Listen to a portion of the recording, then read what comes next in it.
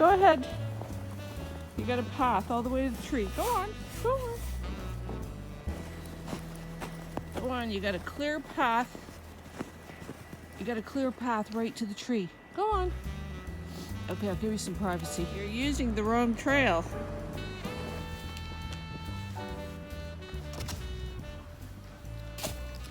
Howdy doody, my name is Susie, and we are in the middle of winter here in Collingwood. We've had snowstorms, we've got continual snowfall, and we've had temperatures drop to minus 17 Celsius. So it's been very, very cold. And in order to cheer myself up, I went and got myself a pineapple. And the pineapple, as soon as you look at it, it makes you think of the tropics. So it made me feel better just having a pineapple in my house. But really, because of this time of the year, I also thought it'd be a good idea to maintain or even boost my immune system. This is cold and flu season. And one of the ways you can do that is by upping your vitamin C. And pineapple is a great source of vitamin C. 3/4 of a cup of pineapple will give you the sufficient required vitamin C for a day, which is equal to 1 medium orange. So you can munch on 3/4 of a cup of pineapple throughout the day. It's only around 70 calories. And you're going to get your daily dose of vitamin C. Plus it tastes delicious. But pineapples also have a whole bunch of other nutrients, and they have all kinds of other benefits. And some of the other nutrients are the antioxidants, which are really good at fighting free radicals. So this too contributes to giving you a better immune system. It's also high in potassium, and it also has a lot of other trace minerals and vitamins that are good for you. But one thing that's really special about the pineapple is that it has a very specific enzyme, which is bromelain. And bromelain breaks down protein, which is why it's so good for the digestion. The other fruit that has bromelain in it is the papaya. So for good digestion, helping you move things along, this is great to add to your diet. Now, bromelain is so powerful at breaking down proteins that it is actually sold commercially as a meat tenderizer. So it goes to show you how effective it is. So the pineapple is great for your immune system, for your digestive system, and because of the antioxidants, it's really good for inflammation. So it's doing a lot of good things for your body, and you know, if you have arthritis, and that's usually due to inflammation, eating some pineapple may really help. So I bought my pineapple, now we're gonna eat the pineapple, and it's great. It's recommended that the best way or the best time to eat the pineapple to have the most benefits is in between meals. So it's great actually as a snack. So once you eat the pineapple, you're left with the pineapple rind. And there's something that you can do that's equally beneficial and healthy by using the rind.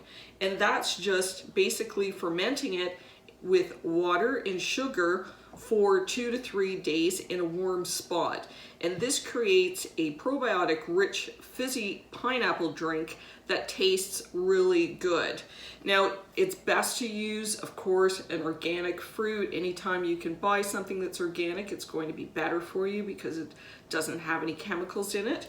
But this is not an organic pineapple, and it works just as well.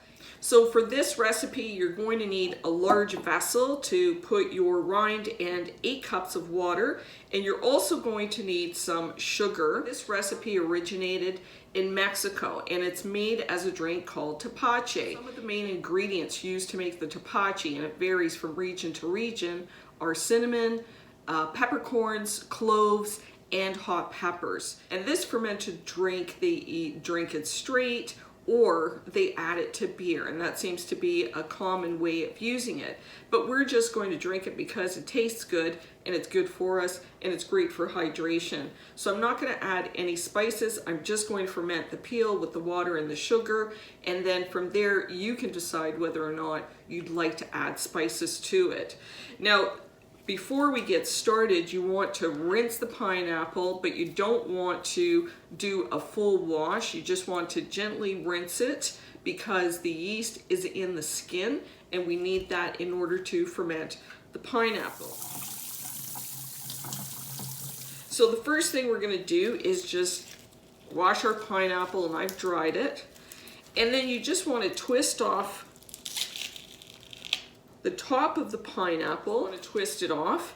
And if you peel back some of these leaves, you'll be exposed with what looks like little tiny roots. You can actually take this and plant it in soil, and these leaves will grow into a large plant. Out of the center of the plant will be a stem, which will have a little bulb on it, which then grows into a pineapple. It's really adorable. And maybe I'll try that someday. For today, so we just want to slice off the bottom and the top. We're just going to leave those off, and then you just want to go around and slice the pineapple. So I'm just going to put the peels to the side. So you're just going to slice up your pineapple the way you normally do. And the core, keep the core, because we're going to add that. Oh, that's not the core. That's a piece of pineapple. This is the core. The core, we're going to add it to our solution. So I've got my pineapple, and you're going to need 8 cups of water. You're going to need 1 cup of brown sugar, and we're using brown sugar. The traditional method of making the tapachi, they use piloncillo, which is a raw, unrefined sugar cane, but I don't have that, so we're going to use brown sugar. And actually, I don't even have brown sugar because I make my brown sugar as I go along. I got tired of going to the cupboard and finding that my brown sugar was rock hard because I just didn't use it often enough. So now I just make my own brown sugar. And a good way to replicate this piloncillo if you don't have it is to make your own brown sugar. So we're going to take 1 cup of sugar, and we're going to add blackstrap molasses. And for my brown sugar that I use, I like light brown sugar. I use 1 cup of sugar to 2 teaspoons of blackstrap molasses. I know I've read other recipes where they indicate to replicate the piloncillo that you should use 1 cup of white sugar and 2 tablespoons of the blackstrap molasses. But I think that the flavor is going to be a little bit too strong for me, so I'm sticking with 2 teaspoons of blackstrap molasses I like. So that's what I'm going to use for this recipe. And really, this does not impact the fermentation, it only impacts the flavor. And just know that if you like the flavor of blackstrap molasses, you could definitely increase that. Cut it into the sugar with a spoon until it's crumbled enough that I could just go in with clean hands. Just mix it by hand. It's a lot easier. And you end up with this beautiful, look how moist it is, a beautiful golden brown sugar. And this to me is the perfect combination, but don't dump this all in. Because we've added the blackstrap molasses, we're actually left with more than what we need. And by the way, the blackstrap molasses, they're very good for you too. Molasses on their own are rich in potassium and iron, and they even have small traces of calcium. So this too is beneficial. So now we've got our brown sugar, and then we want to add 8 cups of water to your large vessel. And you want to try and use distilled water, filtered water. If you've got tap water, which this is tap water, just let it sit overnight so that a lot of the chemicals will dissipate, because any chemicals that are in the water may have a negative impact or may not allow your food to actually ferment. So just 8 cups of water. In reality, you've got 1 cup of sugar, and you're going to have that much left over, which I'm just going to pop back into my jar. So 1 cup of the sugar, and just mix it around a little bit. Mix it around so you dissolve it, and then you just want to add your pieces of pineapple rind. And that's it. So that's all you have to do. Water, sugar, and the peels. You're gonna add a coffee filter or a cheesecloth or some sort of cloth over the mouth of the jar and just hold it in place. A coffee filter and elastic is really easy because this will allow the oxygen to go in and ferment our drink, but it won't allow any bugs or flies, etc. So now you're going to take this jar and you're going to put it in a warm spot and you're going to watch it every day for 3 days. Now, if you're living in a warm climate, this could start fermenting as much as in 2 days. If you're living in a colder climate, it could take up to 5 days. So that's why it's important for you to kind of take a look at it every day and taste it. Another thing that I do is because the fruit always tends to sneak up and peek up over the water, is I just stir it every day. And by stirring it every day, you're kind of knocking out any bacteria that may be forming on the top. But you want to monitor and make sure that the fruit is submerged as much as possible. So now I'm going to put this off to a warm spot and I'm going to wait for 3 days. This is day 2. And my solution has definitely gotten cloudier. And I'm just going to take a look.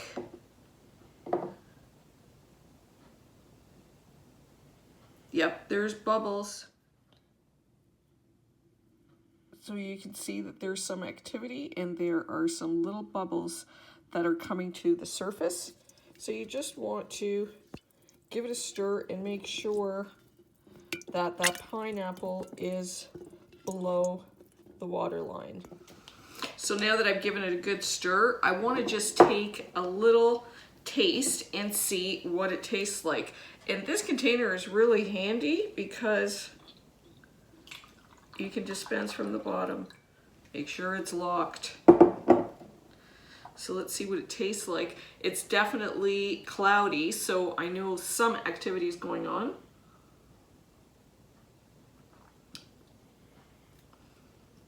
It tastes exactly like a very light pineapple juice. It's good, but it's still a bit sweet. And what's going to happen with the fermentation is it's going to give it its own unique little bit of tartness. Originally, when I first made this recipe, I let it go for 2 weeks and the flavors became very intense, almost to the point that they were skunky and musty. And I wasn't a fan of the flavor. I actually gave some to my brother and my sister-in-law, and they said, it's a very interesting flavor. So that to me, I knew that they were saying, I really appreciate you going through the trouble of making this and sharing it with me, but I don't like it. So I'll let you know what it tastes like tomorrow. So it's day 3. And our Tapachi has really taken on a totally different scent. And it's that scent that I was talking about. It smells a little bit musty, so I know for sure I'm going to decant on the 3rd day. But let me show you just how much bubbles there are and how much it's actually fermented. See the amount of activity in all the bubbles that are in the jar.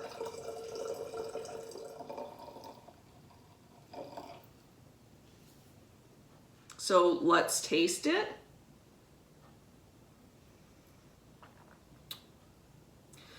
It's very nice. It has changed the taste from yesterday to today. So there's a little bit more of a complexity. It still tastes like a very light pineapple juice, but it's got a bit of a yeast flavor to it because of the fermentation. And 3 days is plenty for me. And this is why I'm saying when you're fermenting your drink, taste it and stop the fermentation once you actually like the flavor of it. So 3 days, I've decanted it. I'm going to keep this bottle in the fridge. It's going to keep for about 2 weeks. I'm going to get approximately 2 26-ounce bottles of this probiotic rich drink, which is delicious. So for my $4 pineapple, It traveled all the way from Costa Rica into my kitchen here in Canada. I got about a week's worth of vitamin C, ate delicious fruit, turned the peel into a probiotic, and I've even got the top of the pineapple if I really wanted to start a plant. So I hope you enjoyed this recipe. If you do, I hope you share it. And if you'd like to see more content, I hope you subscribe. Cheers!